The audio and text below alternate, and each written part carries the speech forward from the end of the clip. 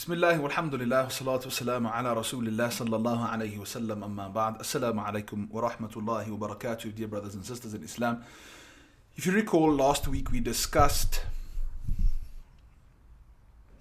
that we should not, the last two were to be just and not to initiate a way that is contrary to the generality of the Muslims, as we spoke about the ijma' and what is commonly understood as an Islamic practice, right?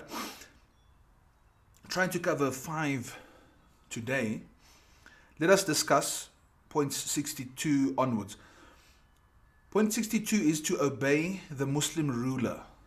So obey the Muslim ruler, provided what he orders is not contrary to the Shariah. This applies to everybody, right? We are, as normal plebeians, right?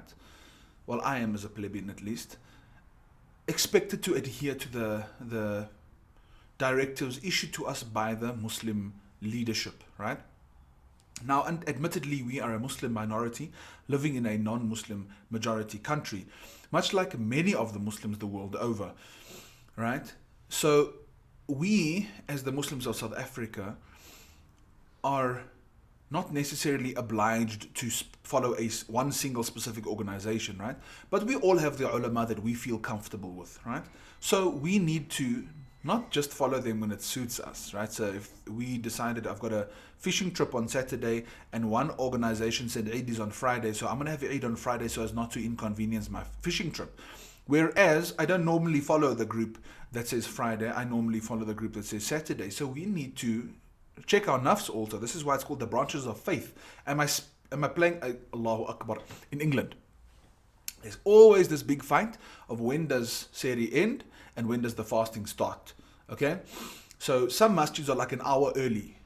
So if their fast starts at 3:30, there's another masjid that says no, it starts at 2:30 or 4:30 and 3:30, whatever. Let's just stick to the 4:30 and 3:30 example.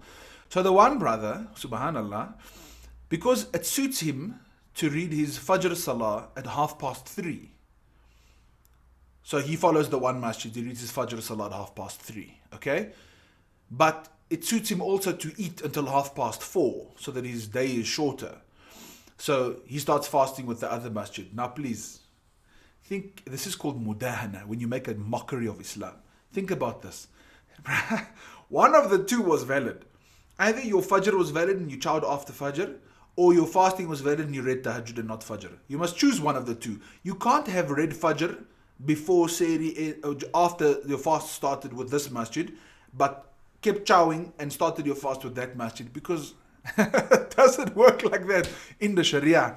Okay, so that was a glaring example of why you need to follow the ulama that you feel comfortable with. And when they say stuff that you don't feel comfortable with, that you don't like so much, that goes against your nafs, even then we should follow them, right?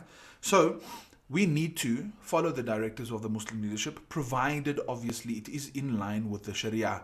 Now my question to you is, brothers and sisters in Islam, how are we going to determine whether their verdicts are in line with the Shariah or not? It comes with knowledge, and we ourselves need to learn, and we need to sit with them, and we need to discuss with them, right?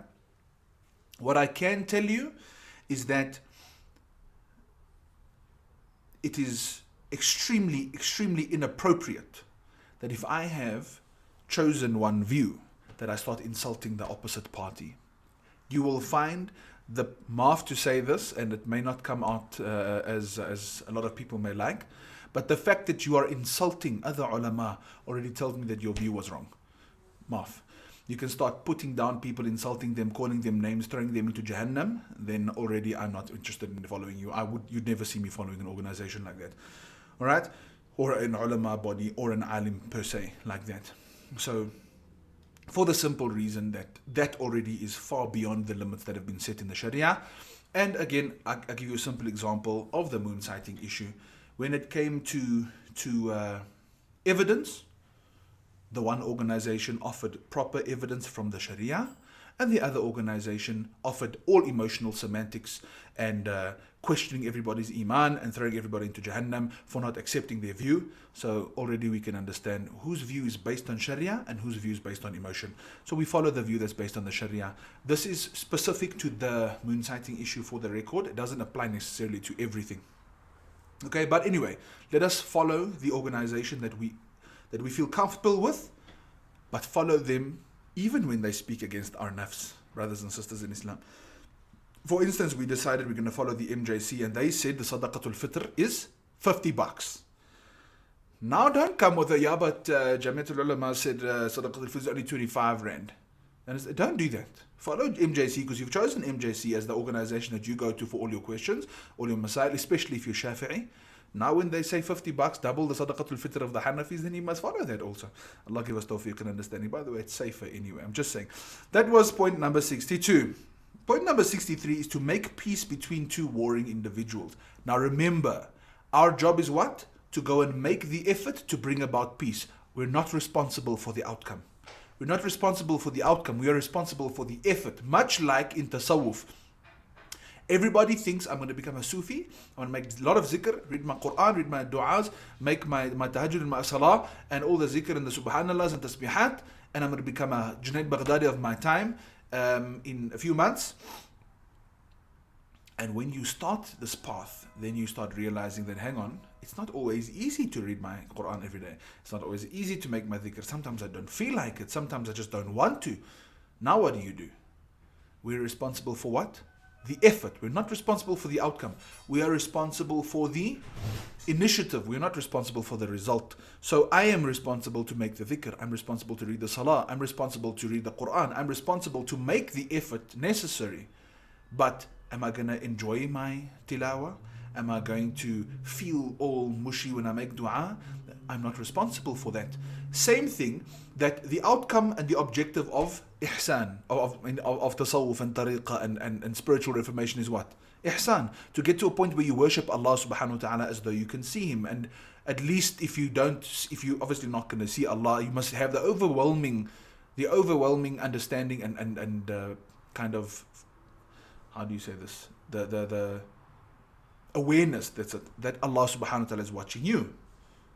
But if I never achieve that, although I make consistent, concerted effort every day, then have I failed? No, because my job is to do. My job is not to necessarily achieve. My job is to make the effort.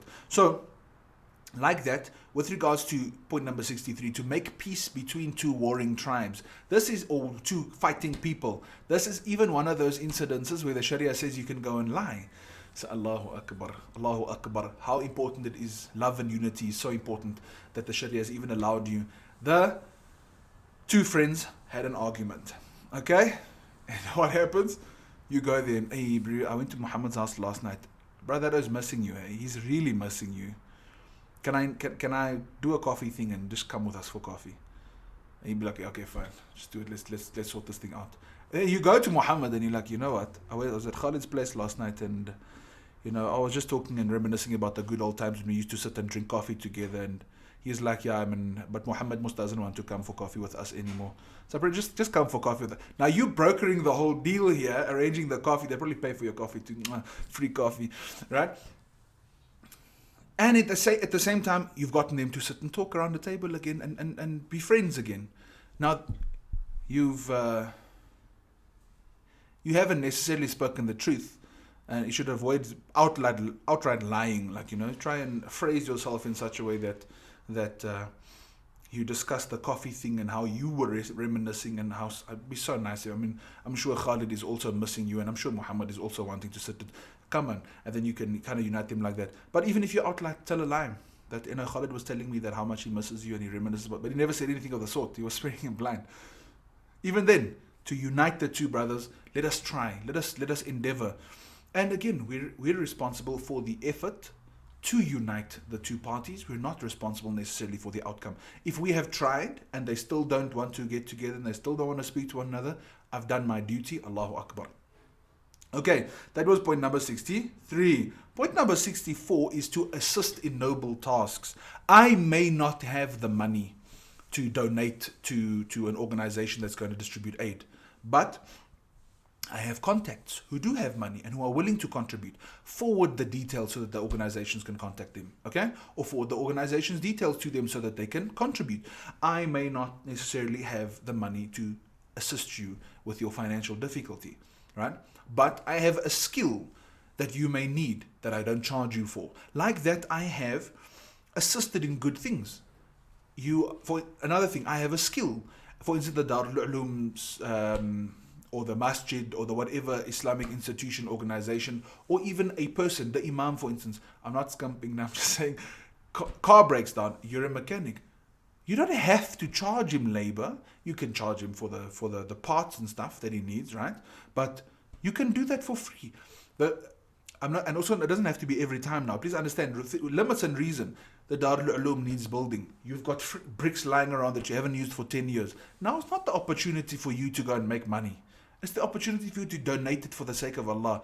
Those bricks will stand testimony for you on the day of Qiyamah, that you put them in the masjid, you put them in the Darul Uloom, or the labor and the sweat and the effort you put in that went into the deen of Allah subhanahu wa ta'ala. Orphanage lights, there's a problem with the electricity in the building, and you're an electrician. Go and offer your services for free. Maybe charge them for the parts, obviously, because unless you've got them lying around. But if you don't have to, then you don't have to make money all the time. If you have a skill, you don't have to only make money. We need to try and assist in good.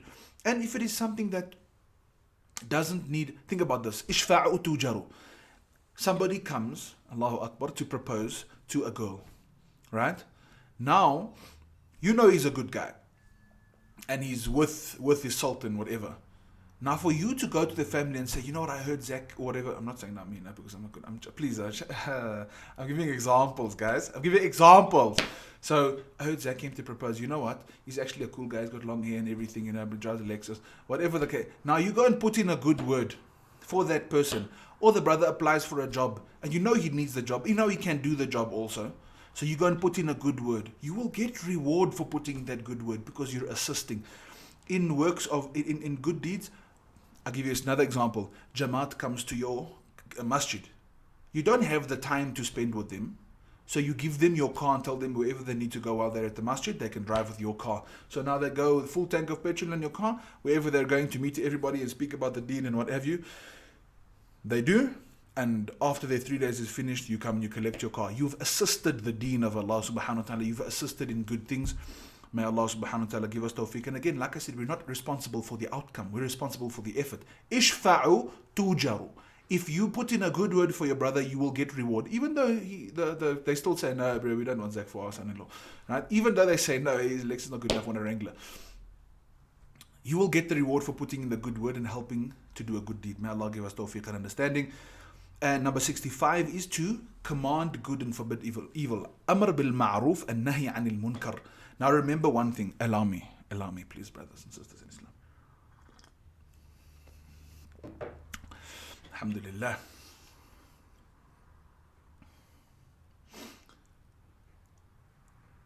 To enjoin good and forbid evil is a command of the Shariah, command of Allah subhanahu wa ta'ala. We have a duty to command, to encourage good and forbid evil, right? But that does not mean that if I am not doing the good and I'm involved in the wrong, that I'm absolved of my responsibility to enjoin good and forbid evil. I'll give you a simple example. I am not reading Salah. That does not absolve me of my responsibility to enjoin Salah upon my Muslim brothers and sisters. Maybe I'm not growing my beard. It does not absolve me of my responsibility to encourage other people to grow their beard, or to say it's right, you must grow your beard, and it's wrong what I'm doing. If I haven't paid my zakat, it does not absolve me of my duty to tell other people that it's a command of the Shariah, we should pay our zakat. Do you understand what I'm saying? So, enjoining good and forbidding evil is a separate command of Allah, and actually doing it is a separate command of Allah. A lot of people come with a sweep your own doorstep story. Sweeping my doorstep is a separate command, and encouraging somebody else to sweep his doorstep is a separate command of Allah subhanahu wa ta'ala. Similarly, let us look at the efforts of deen. Learning the deen is a separate command of Allah, and teaching the deen is a separate command of Allah subhanahu wa ta'ala. Right? So, if I'm not learning deen, it doesn't mean that I can't encourage somebody else to go and learn the deen. If I'm not teaching the deen, it doesn't mean I can't encourage somebody else to go and teach the deen. They're two separate commands of Allah subhanahu wa ta'ala. Maybe I'm learning the deen and I'm not teaching it. It doesn't make me wrong because I'm not teaching as well. Do you understand what I'm saying? Maybe my analogy is not 100%, but these are simple things. Every command of Allah is on its own. And yes, the ideal would be, I'm learning deen, I'm encouraging others to learn deen. I'm teaching deen, I'm encouraging others to teach deen. I read my salah, I encourage others to read their salah. I sweep my doorstep, I encourage others to sweep their doorstep. But if I'm not sweeping my doorstep, it doesn't mean I can't tell other people to sweep their doorstep, right? So let us understand, same thing with enjoining good and forbidding evil. I am expected to do the good myself, but I have a duty to enjoin it, even if I don't. And I'm expected to abstain from wrong myself, but I also have a duty to tell others not to do the wrong, even though I may be doing it myself. May Allah subhanahu wa ta'ala grant us understanding. If somebody comes to me and tells me, Zach, you know what, I've noticed that you do some pretty funny stuff. Please, my suggestion to you is that you shouldn't, or please reconsider what you're doing. I think what you're doing is wrong, or you shouldn't have this, or you shouldn't have that. Don't start getting upset and how dare you do this and you do that and you do this. Now you want to come and tell me, who are you to tell me? Understand? Don't do that. Accept the man is fulfilling his duty of enjoining good and forbidding evil, firstly. Secondly, he actually cares enough about you to come and speak to you about that. Thirdly, he values you as a person enough to want to see you better yourself in life. Why not accept that advice from him? Obviously, you get those very hard kind of uncles who will just come and put you down because they want to, or they want to come and humiliate you or insult you in public. Even those people, just smile. Thank you, brother, for your concern. Really appreciate it. Shukran, man. And carry on with your life. Don't have to make a scene. May Allah subhanahu wa ta'ala grant us tawfiq and understanding. Right? And lastly, the last lesson for today would be that if it is the government, then it should mete out the punishments according to the Shariah. I'm going to kind of make a little microcosm of this. Microcosm is a small example. Okay? In our homes, we should enforce Sharia to the best of our abilities. You understand? That doesn't mean that if your son came into your room and he stole your wallet, you cut his hand off. I'm not saying that. What I'm saying is that in terms of our practice, in terms of our appearance, in terms of the way we treat one another, deal with one another, speak, in terms of the way we think, in terms of the way we behave, we should implement the Sharia to the best of our abilities in our homes. Now we're living, like I said, as a Muslim minority in a non-Muslim majority, non-Muslim government, secular government country. We have to be diplomatic and clever about the way we do things. We cannot now start cutting people's hands off for stealing, stoning married people in public, lashing guys for zina or for false accusations or for drinking. We can't do that, okay? Because that would now put the entire minority Muslim community in a very, very uncomfortable predicament where we will be seen as the other, we will be seen as a splinter cell, and we would actually be isolated from the government and demonized and criminalized. Okay? So we need to be very diplomatic and clever about the way we behave. And what we do is, and this is generally what you will find the ulama doing, and this is why they get a lot of flack from the very, as far as I'm concerned, narrow-minded people, that we try to, within the confines of the law of the country we live in, chalk out as Islamic and as Sharia compliant a path as humanly possible, so that not only are we adhering to the commands of Allah as best we can, but we're also safeguarding the proliferation, the proliferation of the Muslim masses in the country under secular law for as long as we can. Because if we are not going to do that, they will crack down on Muslims in the whole country, and now not only will we not be able to cut people's hands off for theft and lash in public and stone and whatever, all the Sharia laws that go with that, but we will not be able to read salah, we will not be able to grow our beards. Islam itself will be criminalized and demonized like we saw in places like Turkey, and years will go by and there will be no deen. And who will be blamed? Us for being hardighat. So forgive my Afrikaans word there, but think about it carefully. Within the confines of the secular law, okay, we try our level best to use the clauses and the loopholes and the whatevers that are there within the framework of the secular constitution to chalk out as Sharia compliant as possible a path, so that everybody can, to the best of their ability, practice on the deen. Understand, brothers and sisters in Islam? Without upsetting the non-Muslim government, so that you safeguard the free practice and the freedom of religion and of Islam within the secular country for as long as we possibly can. It doesn't mean that we're bootlicking and brown-nosing the government. It doesn't mean that we are disregarding the commands of Allah and we're worshipping Ramaphosa. That's not what it means. What it means is that we are being diplomatic and we are being clever about the way we respond to things as a Muslim minority in a secular country with secular rules and laws and a secular constitution that unfortunately we cannot adapt or do anything about. You understand? And for the record, I don't think there's a single country on earth that has full 100% Sharia implementation. Not even the so-called Muslim countries. They're Muslim countries, brothers and sisters in Islam. It's not an Islamic country. Even the Islamic State, MAF, is very far from Islamic, right? In terms of the things that they do. So let us be understanding of this, and instead of killing the ulama and character assassinations and whatevers, let us make dua that Allah subhanahu wa ta'ala allows our ulama to have open minds and deep understanding and full correct understanding so that they could do this correctly in the way that Allah subhanahu wa ta'ala would be pleased with. And in fact, if we are professionals in the fields that of expertise that the ulama may need, and we are able to contribute and assist, let's remember point number 64 of assisting in noble tasks. Let us afford them or let us give them those expertise, and let us assist the leadership of the Muslim community in South Africa and the world at large. Let us assist them to achieve that objective for the proliferation of the Muslim communities in the secular countries the world over. May Allah subhanahu wa ta'ala grant us tawfiq and understanding. Whatever I have said that is correct is only from Allah subhanahu wa ta'ala, the barakah of His Rasul, and the great benefit of derived from my teachers, who I'm eternally indebted to. And whatever I've said that is incorrect is evidently only from my nafs and shaitan and me falling prey to his whisperings, and Allah and His Rasul are absolved completely and entirely thereof. Jazakumullahu khaira. Assalamu alaikum wa rahmatullahi wa barakatuh.